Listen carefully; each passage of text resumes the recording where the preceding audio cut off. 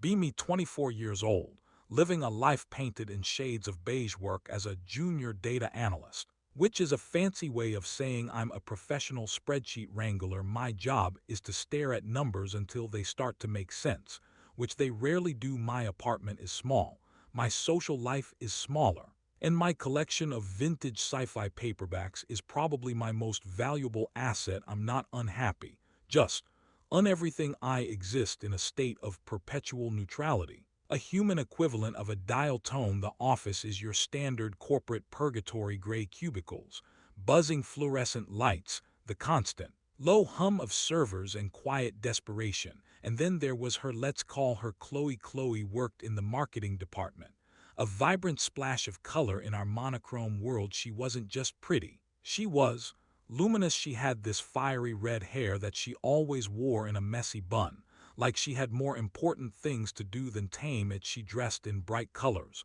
wore quirky, mismatched earrings, and had a laugh that could cut through the thickest office tension. She was a supernova, and I was a dust mote floating in her orbit. I was, to put it mildly, intimidated. She was so effortlessly cool, so confident, so alive in my mind. She was the prom queen, the lead in the school play, the girl who everyone wanted to be or be with, and I was the guy who sat in the back of the class, reading Philip K. Dick and hoping not to be noticed. Our interactions were brief and strictly professional. She'd occasionally email me with a request for some data, and I'd reply with a perfectly formatted spreadsheet and a polite, but distant, sign-off. Sometimes we'd pass in the hallway, and I'd give her a tight-lipped smile and a quick nod, my heart hammering against my ribs like a trapped bird. I'm pretty sure for the first 6 months, she thought my name was Data Guy. One afternoon, I'm in the breakroom trying to fix the coffee machine, which has decided to stage a protest against its miserable existence. I'm elbow-deep in its greasy innards when she walks in. Having fun? She asks, her voice laced with amusement. I jump, startled, and bang my head on the overhead cabinet. Ow, I manage, rubbing the spot. Just performing some routine maintenance. She giggles, and the sound sends a jolt through my system. Looks more like a wrestling match. You're losing, by the way. I pull my head out of the machine, defeated. It's a worthy opponent. Here, let me, she says, stepping forward. She fiddles with a few buttons, jiggles a lever, and gives the machine a firm whack on its side. It sputters to life, dispensing a stream of dark, murky liquid that only vaguely resembles coffee. Voila, she says, flashing a triumphant grin. Sometimes you just need to know the magic touch. You're a lifesaver, I say, my voice a little breathless. All in a day's work, she says, pouring herself a cup. I'm Chloe, by the way, from marketing. Anon, I reply. From spreadsheets, she laughs again, a real genuine laugh this time. It's nice to officially meet you, Anon from spreadsheets. She takes a sip of her coffee, makes a face, and then dumps it in the sink. Well, it was a valiant effort. See you around. And with that she's gone, leaving me standing there with a throbbing head and a racing heart. After that, things change, but only slightly. Our hallway nods are now accompanied by small smiles. Our breakroom encounters occasionally stretch into short, stilted conversations about the weather or the terrible coffee. It's not much, but for me, it's a seismic shift. I start to look forward to these small moments, these brief glimpses into her world. I learn that she's a painter, that she loves hiking, that she has a cat named Ziggy Stardust. Each new piece of information just makes her seem even more impossibly cool, even more out of my league. The project that brings us together is, ironically, a complete and utter disaster. A new client, a huge account, and a mountain of data that needs to be analyzed and turned into a coherent marketing strategy. It's an all-hands-on-deck situation, and our departments are forced to collaborate. And who is assigned as the marketing lead for the project? You guessed it, Chloe. Our first meeting is in a small, windowless conference room that smells of stale air and shattered dreams. I'm there early, my laptop open, my spreadsheets prepped. She walks in a few minutes later, looking flustered, a smudge of ink on her cheek. Sorry I'm late, she says, dropping a stack of papers on the table. My cat decided my presentation notes were his new favorite chew toy. I manage a small smile. Ziggy Stardust, her eyes light up. You remembered. Of course, I say, and then because my brain is a treacherous bastard, I add, I'm good with data. Smooth, Anon. Real smooth. The project is a nightmare, the data is a mess, the deadlines are impossible, and the client is a demanding, soulless corporate entity. We're working long hours, fueled by caffeine and a shared sense of impending doom. But as the weeks go by, something unexpected happens amidst the chaos and the stress. Chloe and I start to connect. We discover a shared love for bad 80s action movies. We argue about whether Die Hard is a Christmas movie. It is. And I will die on that hill. I learned that her confident, outgoing exterior is a carefully constructed facade, a mask she wears to navigate the corporate world. She tells me that she's actually an introvert, that she'd rather spend a Friday night at home with her cat and a good book than out at some loud, crowded bar. People just expect me to be this life of the party. She confides in me one late night, as we're staring at a particularly frustrating data set. It's exhausting. I tell her about my own anxieties, my fear of public speaking, my tendency to overthink every social interaction. She listens, really listens, without judgment or pity. You know, she says, her expression thoughtful, you're not what I thought you were. What did you think I was? I ask, my heart doing a little flip-flop. I don't know, she says, a faint blush on her cheeks. You were always so quiet and serious. I thought you were judging me. I'm stunned. Judging you? Why would I do that? Because I'm loud, she says, her voice barely a whisper. And I'm messy, and I'm not as put together as I pretend to be.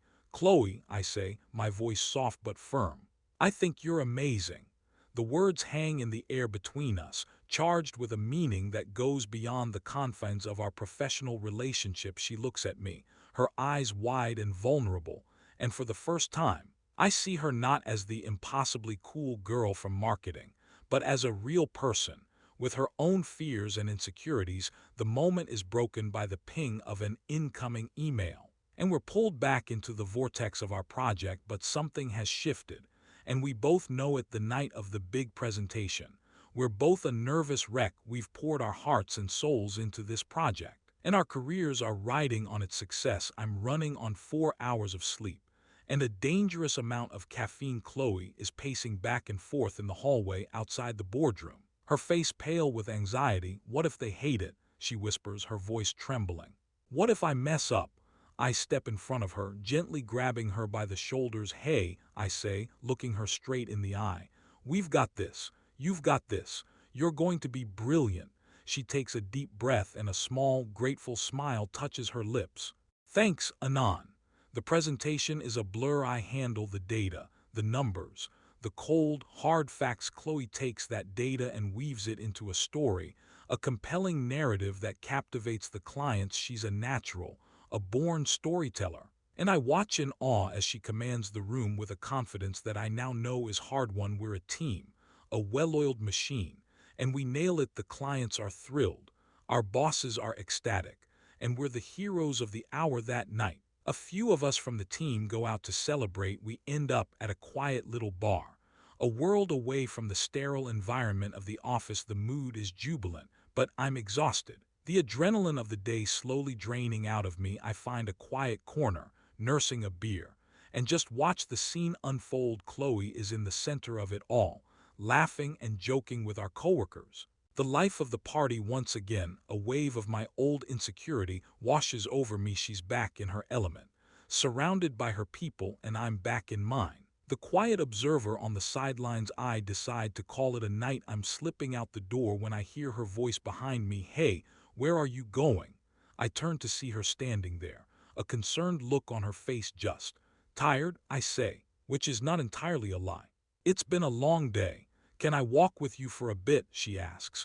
I need some air. We walk in silence for a few blocks, the cool night air a welcome relief. You were amazing today, I say, finally breaking the silence. Seriously, Chloe, you blew them away. We were amazing, she corrects me, bumping her shoulder against mine. I couldn't have done it without you. We stop at a corner, the streetlights casting a warm glow around us. You know, she says, her voice soft, I was terrified today. If you hadn't been there, I don't think I could have gone through with it. I was terrified too, I admit, but I knew you'd be great. How? She asks, her eyes searching mine. Because I see you, I say, the words coming out before I have a chance to second-guess them. Not the loud, confident marketing girl, but the real you. The one who's a little bit scared and a little bit messy and a whole lot brilliant. She takes a step closer, her hand finding mine. Her fingers are cold, but her touch sends a wave of heat through me. I thought you were out of my league, she whispers, her voice thick with an emotion I can't quite decipher. I let out a short, incredulous laugh. That's funny. I thought the same thing about you. A slow smile spreads across her face, a real, genuine smile that reaches all the way to her eyes. So, she says, her thumb tracing small circles on the back of my hand. We're just a couple of idiots then. Looks that way, I say, my own smile mirroring hers. And then she does something that makes my entire world tilt on its axis. She leans in and kisses me. It's not a movie kiss, not a grand, dramatic moment. It's a soft, gentle kiss, hesitant at first, and then full of a warmth and a tenderness that I never thought I'd experience. When she pulls away, her cheeks are flushed, and her eyes are shining. So, she says, her voice a little shaky. What happens now? I take her other hand, my heart so full I think it might burst. I have no idea, I say, my voice filled with a hope and a joy that is entirely new to me. But I can't wait to find out. It's been 3 years since that night we both left that soulless corporation behind. Chloe started her own small marketing agency, and I'm her in-house data guy. We have a small house in the suburbs, with a little garden and a very spoiled cat named Ziggy. Our life isn't a fairy tale.